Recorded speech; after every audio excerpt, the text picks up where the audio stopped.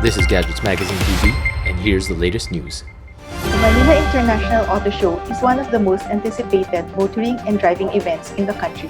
MIAS consistently gathers more than 200,000 visitors every year, with participation from almost 1,000 partner brands and associations. This year, MIAS will shift gears as it goes virtual with MIAS Wired, an online event happening on December 16 to 20, 2020. What's in store for the first MIAS Wired? You can check the latest car models which will conquer the road soon. Get an insider's access to the car showrooms from the comfort of your own space.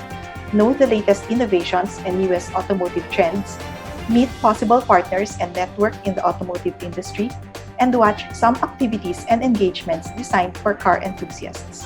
To know more about MIAS Wired, visit www.manilaAutoshow.com to register for free.